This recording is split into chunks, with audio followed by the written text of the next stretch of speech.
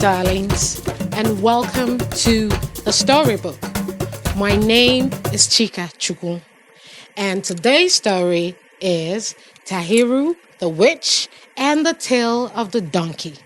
This story came to pass many, many years ago when the world was a different place. He never listens, complained his mother angrily. Never! Tahiru! His father said, go and fetch the water your mother asked. I will not! Their son said calmly. I am playing and no one can make me go. Tahiru's parents were at the end of their patience. He was disobedient, frequently rude, always lazy, and he never listened. He did nothing to help with the chores around the house.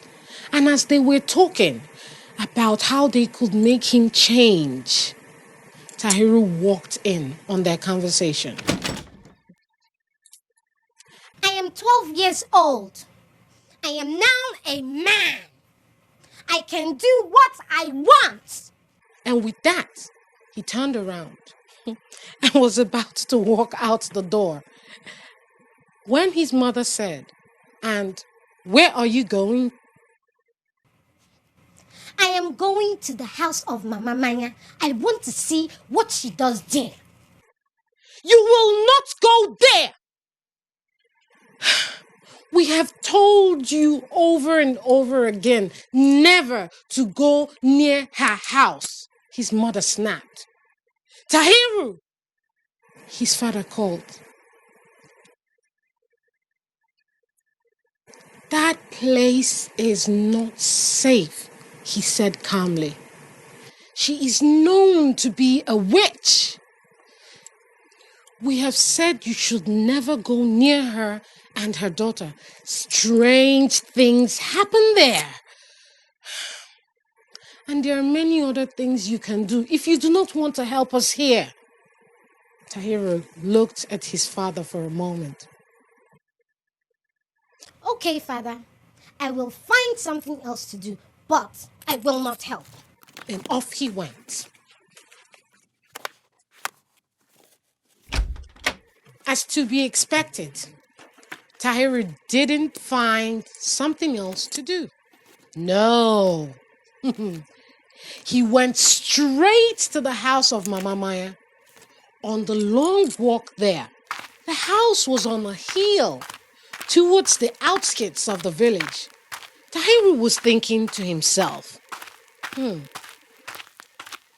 nonsense. He heard many elders say witches don't exist. Mama Maya was just an old lady who lived alone with her daughter. Interestingly enough, none of those elders ever went near her house. Actually, his father was right. No one ever went near her house. And as he thought about it, that he might in fact go and find something else to do, he found himself at Mama Maya's house. Quickly, he crouched behind the thick bushes. He peered. Nothing seemed strange. Her daughter was there, hanging washed clothes over the branches of a small tree to dry. He could see no one else. So busy was he snooping, he didn't realize that evening came unnaturally early. The sun was still in the sky, but emitting no more light than the moon. The air was still. He heard a high-pitched crackling laughter coming from inside Mama Maya's hut, wondering what that might be. Making them laugh so happy. Walking towards the window, Tahiru appeared just in time to see Mama Maya and her daughter each drink something from a calabash. In an instant, and with a flash of light and a loud whoosh, bang, they disappeared, their calabash cups falling to the floor. Now, if it were you or me who had seen something like that, I am sure we would have run back to the safety of our homes. But not Tahiru. Instead, the stubborn boy walked into the hut, looked inside each calabash on the floor, and finding one which had a little liquid. He picked it up, smelt it, and then he drank. Just as he was thinking, it tasted of honey. He found himself on a mountain, right in the middle of dozens of witches.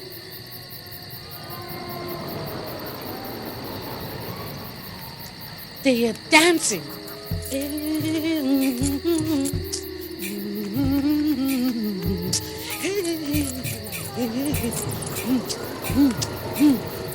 Excited laughter, a strange music fills the air. The witches fly. They fly to the left, fly to the right. There is an enormous giant standing in the middle of them. It had horns on its head, its tongue like a snake, swirling, huge bulging eyes, too close for comfort.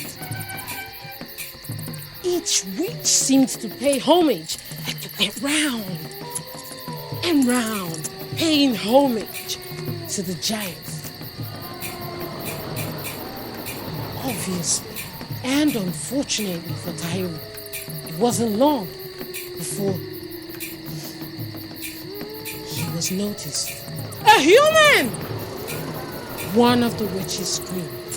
The dancing stopped, laughing, the strange music all stopped at once. The witches were now flying. And one said, "Cook him!" And then the ugly giant said, "Give it to me to eat." "Now wait!" Mama Maya says, "We know him." Tahiru was frightened and out of his mind. The witches gathered around him.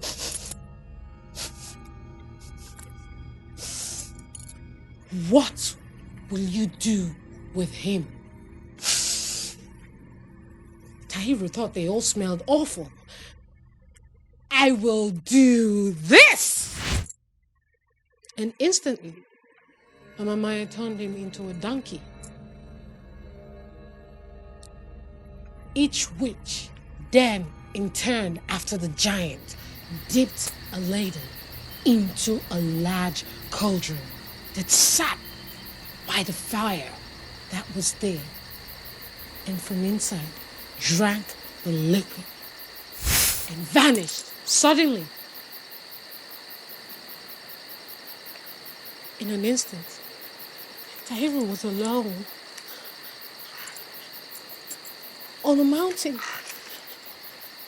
In his mind, he heard his father's voice. "That place is not safe. She is known to be a witch. We have said you should never go near her or her daughter. Strange things happen there, and there are many other things you can do. You don't want to help us here." Tahiru was sad. He began the long walk back to the village, to his home, feeling very sad.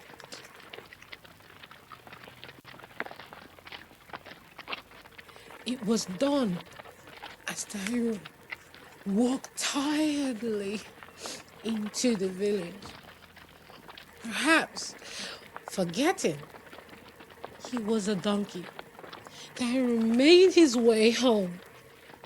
His father saw the donkey approaching and, being none the wiser, chased it away from his hut.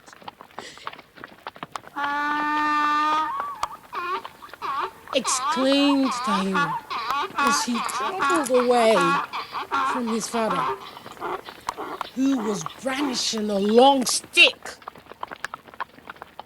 If Tahiru had forgotten he was a donkey, he certainly remembered now. Poor Tahiru went from one house to another, from one person to another, to try and explain who he was and what had happened. But everywhere he went, he was met with the same reaction as he had experienced from his father earlier in the day.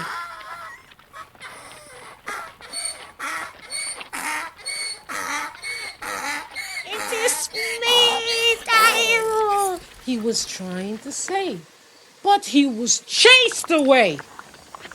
At one farm, however, he was not chased away, and the farmer looked at him strangely as he placed a calabash of water down in front of him. Tahiru was thirsty and began to drink, dropping his head down as donkeys do. But when he did that, he drank so fast, he didn't notice that the farmer had placed a rope around his neck. Tahiru was caught. The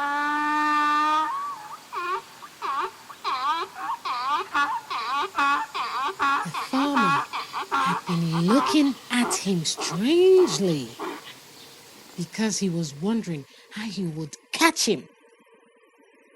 And catch him he did. Immediately, Tahiru was led into a field under the hot sun and made to do donkey's work.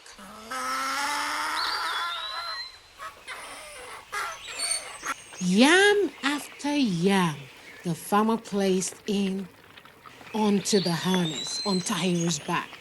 It is me, Tahiru! I don't want to do this! Stop! Stop! It is too heavy! All the farmer heard, of course, was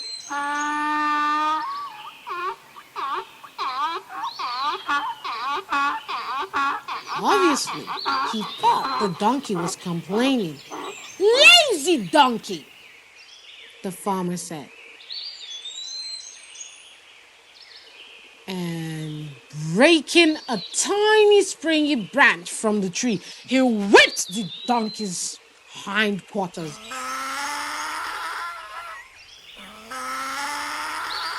Screamed Tahiru before becoming silent.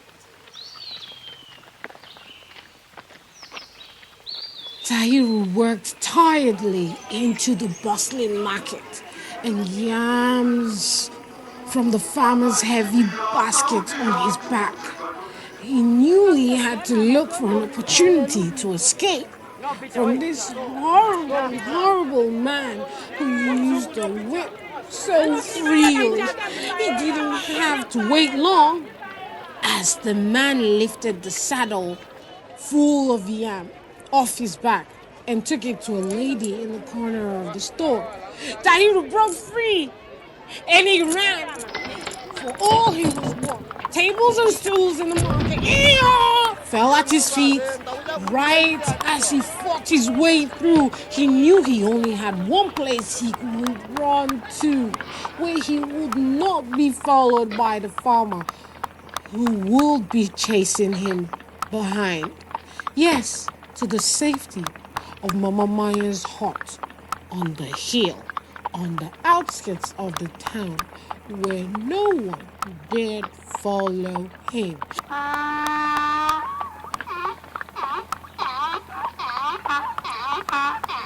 Exhausted and bewildered, Tahiru approached Mama Maya's hut. His head was hung low. His long ears dropped each to the side. "Mommy, he's here," said Mama Maya's daughter.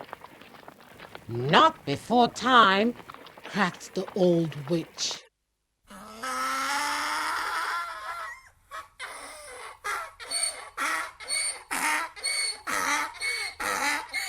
Prayed Tahiru. Being witches, they could understand what he said.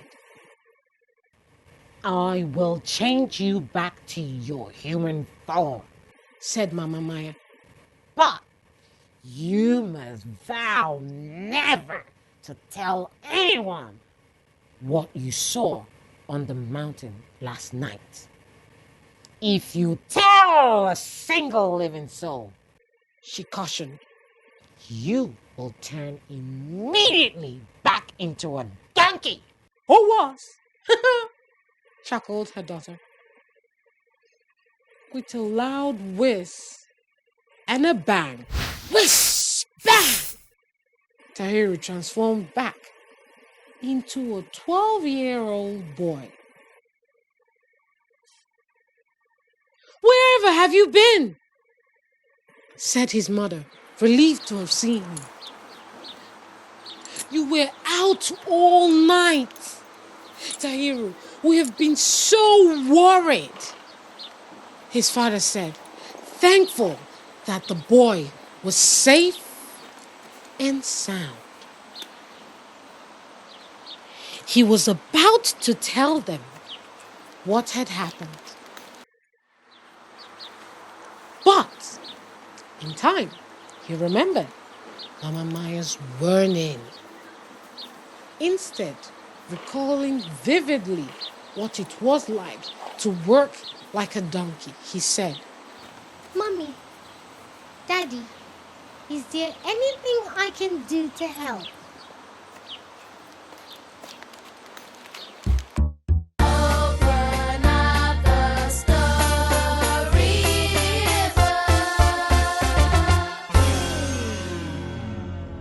And the moral of the story is this: the disobedient child who listens not to the whispered words of warning from his parents will soon enough hear the loud voice of misfortune. My name is Chikachuku. Join me again for the storybook. Bye, my darlings.